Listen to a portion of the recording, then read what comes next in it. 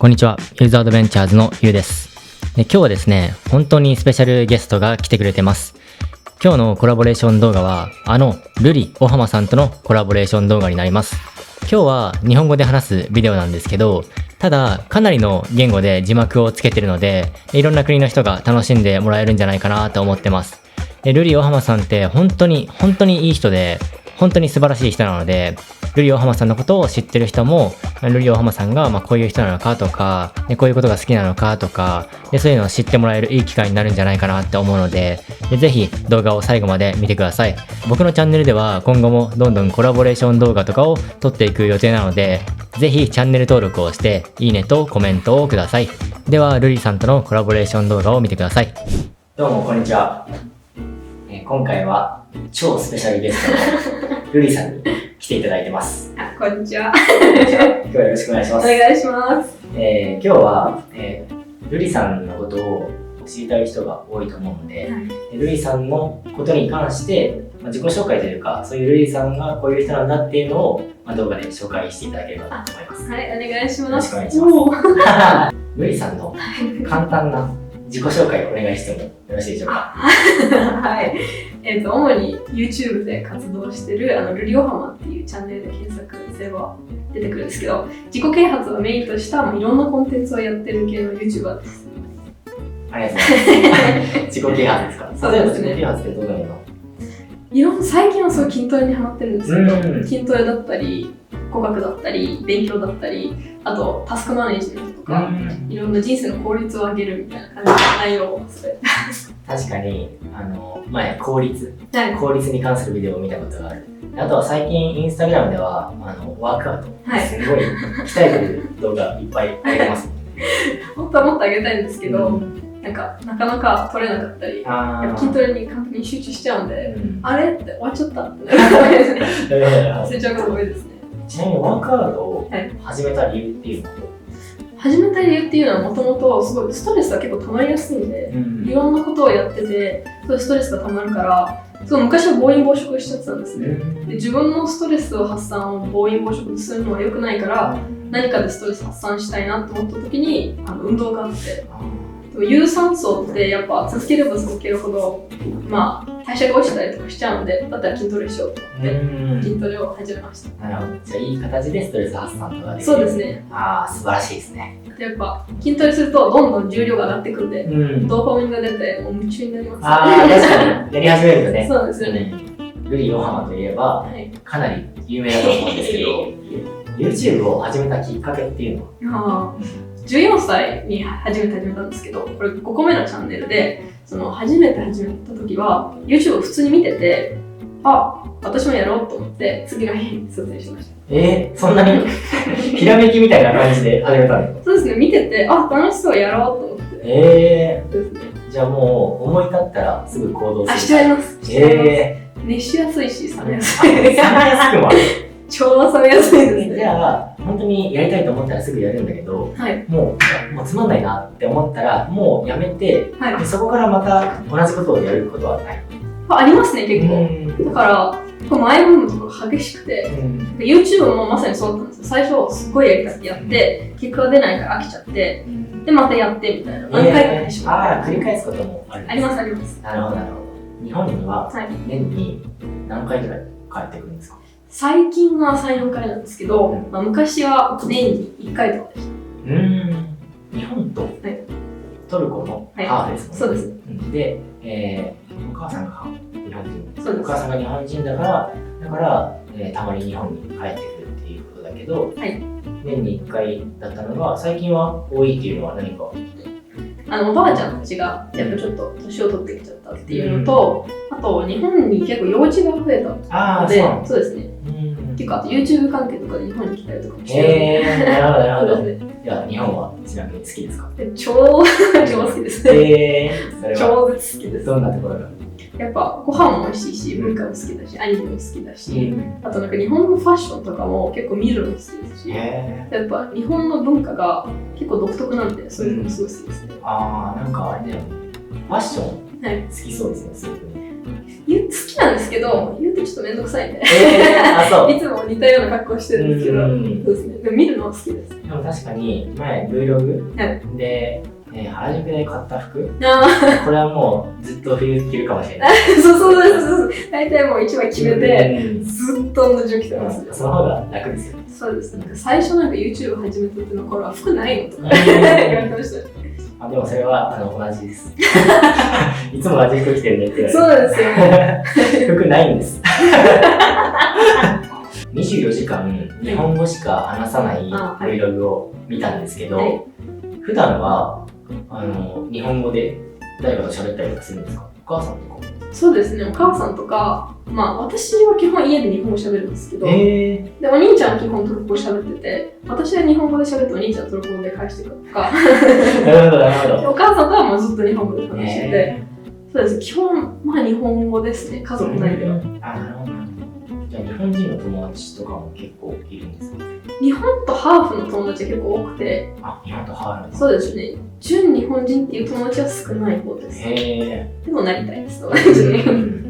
何か日本で、日本でっていうか、日本人と友達になるためには、海外の人ってどうすればいいんですか？すごい大事だと思うのは、もう本当に日本語を知らない外国人の方だったら、やっぱその人になんか一つ多分名言があるんですけど、その人と心と心を近づき合いたいならば、その人の母国語で話せみたいなことがあって、だからやっぱ日本人の方に英語で友達になろうとしても心の距離がやっぱ開いちゃうと思うんですね。お互い表現し合えなかったりするので、だから相手の母国語を学ぶことはすごい大事だと思います。別に完璧に日本語喋らなくてもいいんで、自分は学ぶその勢いがあるんだ、意志があるんだっていうことを見せることはやっぱリスペクトにもつながるんで、ちょっとだけでもいいんで、例えばおはようございますとか、はじめましてとか、こんにちはとかでもいいんで、ちょっと喋っとくとやっぱ心の壁っていうか崩しやすくはなると思います。素晴らしい考えです。いえ。すごい。なるほどね。でも確かにその通りですよね。そうです。外国人と友達になりたいっていう時に、それも日本語で喋るってことはまずないので、ですよね。英語で喋ると向こうもちゃんと楽しそうに英語で返してくれて、そこからコミュニケーションが弾むので、その通りかなと。この質問はすごく興味があるんですよ。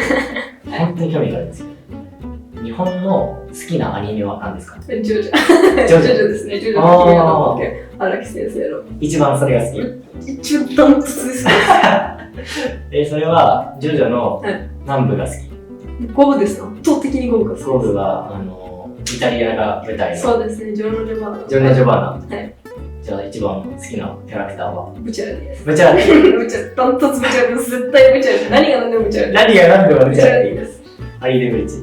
アリレブリッチです。超かっこいいです。かっこよさもいいし、生き方もいいし、戦い方もかっこいいし、仲間を守る姿勢もいいし、すべての生き様がかっこよくて、超ファンです。確かにブチャラティはかっこよくて、日本でもめちゃくちゃ人気。本当に、最初出てきた時になんだこのおかっぱと思ったんですけど、お兄ちゃんが見てるよわかるからって言って、なるほどってなりました。お兄さんもじゃあジョジョは好きなの？お兄ちゃんがジョジョを見なさいって何回も言ってきてて、1年くらいジョジョを見なさいってしつこいから、しょうがなく見たんですけど、ハマっちゃって、で2人で沼に入ってたって感じです。なるほど。じゃあ、ジョジョのあれは1部とか2部はそんなに一部とか二部はあんまですね。でも、あんまって言うとたまにジョジョのファンの方が怒るんですけど、荒木先生自体もジョジョの本当に本題は3部から始まってるって自分が言ってるんで、ちょっとそれはね。確かにね。確かにいろんなのの始まりは1部2部だけど、ジョジョのメインは3部ぐらいから始まって、今に至るっていう感じで。本当そうです。3部めちゃくちゃ面白くないですか？上太郎とかかっこいい。かっこいい。じゃあ3部だったら誰が一番好き？3部だったらか。でも歌教員かもしれないですね。歌教員のりあき。かっこいい。カミカミなんですけど、歌教員です。なんだっけ？ハイエロファントリー。そうだ。なんだっけ？エメラルドスプラッシュ。そう。ちょっとザコいんですけど。ザコいんですけど、レロレロのシーンとか。レロ。あれ、さくらんぼだっけ？そうです。あれだよね。カブトムシ食べちゃう敵が出てきた時だっけ？そうです。でもごめんなさい。歌教員じゃないです。ディオです。ディオ様。ディオです。ザワールド。そうです。ザワールド、かっこいいです。生き様もすごい好きですし、ディオ様の。そうですね。でも様って言ってらっしゃるんで、やっぱその性格、すごい好きですね。確かにディオ様はカリスマだよ。そうですね、カリスマ性があって、支配力。そう。すごい好きです。いや、わかる。ディオ様は好き。強いしかっこいいし。なんか、一番好きなのはイギーなんだけど、でも、たまになぜか知らないけど、ディオって調べちゃう。画像とか見ちゃう。かっこいい。私はウリーってできるんですよ、ちなみに。ウリーってできます。何？体に柔らかさあるじゃないですか。ディオのウリーのポーズ知ってますか？知らない。どんな？こうやって、なんか膝でこうやるんですけど、体がほんとこうなるんですよ。そんなシーンあったっけ？あります。このポーズです。全然知らない。見えるかな？見える。このポーズですね。ウリーウリーって叫ぶんですけど、ディオがこれをやるのが好きっていう。ウリーって。そうなんです。叫ぶ。確かに3部ぐらいから徐々めちゃくちゃハマって、でもね、4部も好きだったな。4部って、綺麗よしかね。そう、綺麗しかね。どうなるんだろうって思って、なんか、殺人鬼だよね、確かに。そうですね。爆弾に変えて。そうです。あれも結構強かったから。綺麗しかけの戦い方はすごい良かったんですけど、4分の終わり方がちょっと残念だったっていう。終わり方か。そうですね。ちょっとスポイラーになるんではないですか。自分で見てください。じゃあ、ジョジョの他に何か好きなアニメを？そうですね。いろいろ見るんですけど、僕のヒーローアカデミアとか、あと、スパイファミリーだったり、進撃の巨人だったりとか、いろいろ見るんですけど、やっぱジョジョほど心に響くものがない。それはね、わかる。なんだかんだ結構いろんなアニメ見たんですよ。進撃の巨人も見たし、スパイファミリーも見たし、本当にいろんなの見たんですけど、ジョジョは本当に毎週楽しみで見るのが、ネットフリックスで一気に見るともう止まんなくなっちゃうし。本当。でもジョジョは一気に見ないと決めてるんですよ。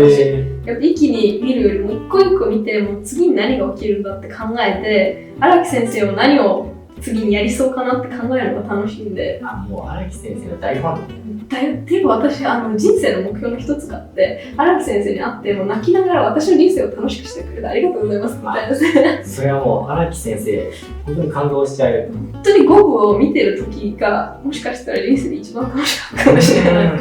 それくらい好きです。じゃあ5部以外の、6部は6部はあんまですね。ジョジョの中ではっていう。そうです。好きだけどっていう。でも、なんか、6部はまたガラッと雰囲気が変わった印象がありましたね。そうですね、ジョジョのそれがいいんですね。毎回、前のその絵のタッチとかも変わるし、主人公も変わるし、ストーリーラインとかも単と変わってくるんで、それがすごいいいと思うし、あとジョジョの好きなもの、戦いのシーンとかに空の色が青から緑になったりとかするじゃないですか、紫とかに。それとかもすごい好きだし、あとディオの唇の色とか緑になったりするんですけど、あれ調べたら、本当かどうかは知らないんですけど、なんか精神の変化っていうか成長を表す意味らしく、それを荒木先生は口紅の色で表現するのが好きらしく、それを聞いたときに、天才だな。確かに、すごいね。それはすごいね。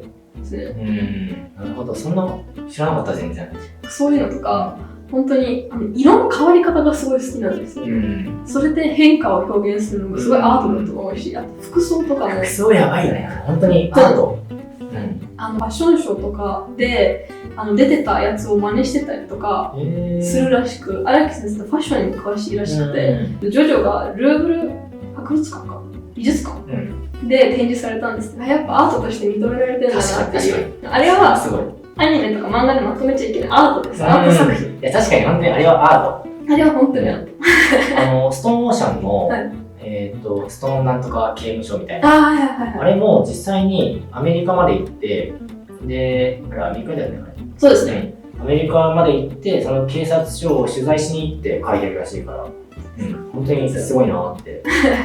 プロ意識が。本当ですか？いや、本当に彼はね、すごい天才ですよね。天才です。でもあれって、岸辺露伴って、自分のこと少しイメージして書いたりとかしてるんですかね。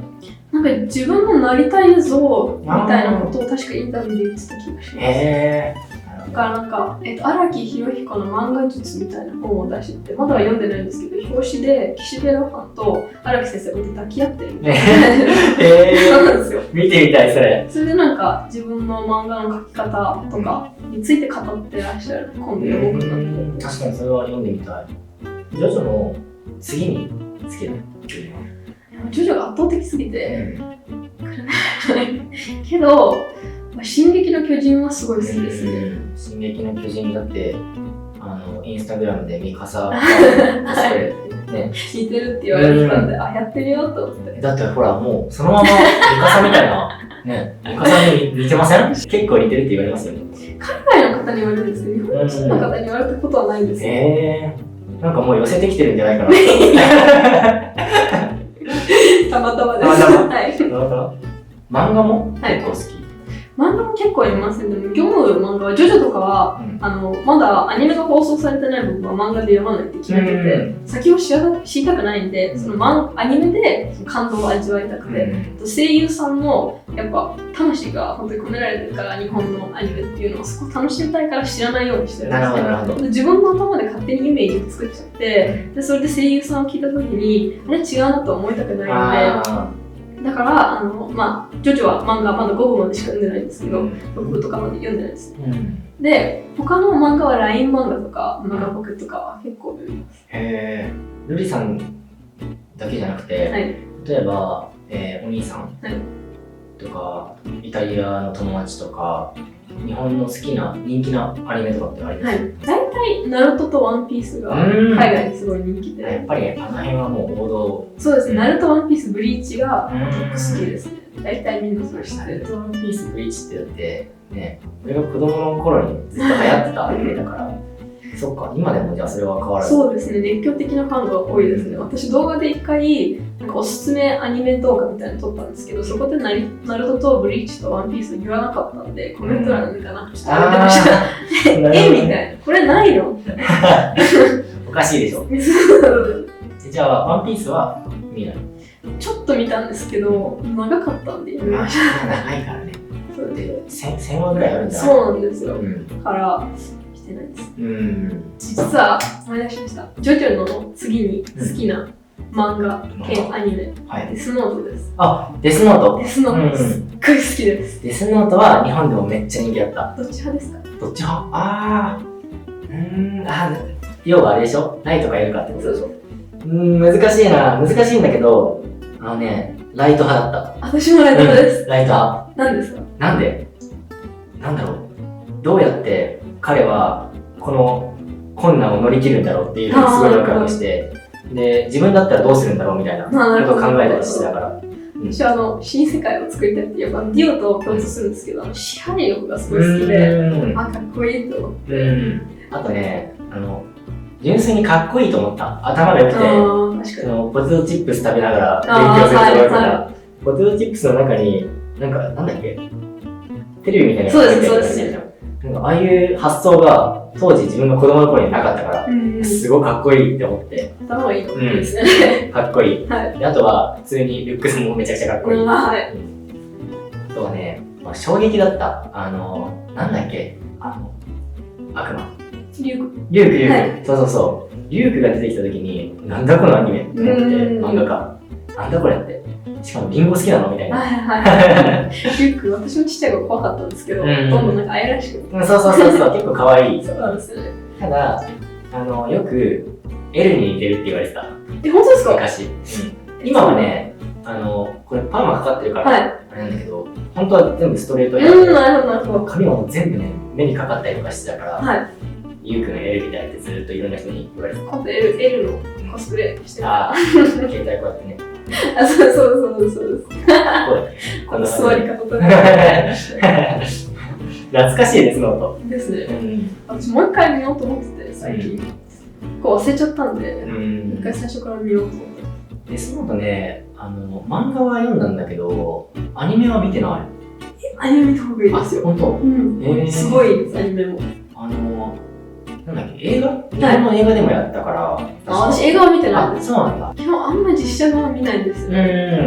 なんか自分のやっぱイメージが崩されちゃうっていうか、そうそう、それある。私もともと人間が本当の人間がなんかやってるアニメっていうか映画とか嫌いなんですよ。ハリウッドとかあんま見ないし、そのアニメが好きなんで普通の人間にやられちゃうとちょっとがっかりするっていうか、限界があるんで、ちょっと実写版は見ないですね。なんかね、実写版で一番がっかりしたのは、あんまり言っちゃいけないんですよ。アタックオンタイタン。ああ、私見てないです、それも。あれはしちゃいけないでしょ。そう。巨人みたいだよ。あれはいけない。今回のコラボレーション動画では、ルリさんがどんなことが好きなのかとか、どんな性格なのかっていうのを少し分かってもらえたんじゃないかなって思うんですけど、ルリさんってすごいたくさんの言語を喋れるんですよ。主に自己啓発とかの動画をルリさんは上げてるんだけど、ルリさんの動画っていうのはその人のモチベーションっていうのをすごい上げてくれる動画をたくさん撮ってるので、僕自身もルリさんの動画をたくさん見てるし、ルリさんがどうやってたくさんの言語を喋れるようになったのかっていうようなインタビューも実はしているので、そのインタビュー動画っていうのは別の日にまた投稿しようと思ってるので、なのでぜひチャンネル登録をして、次回のビデオを楽しみにしていてください。今回のビデオを見てくれて本当にありがとうございます。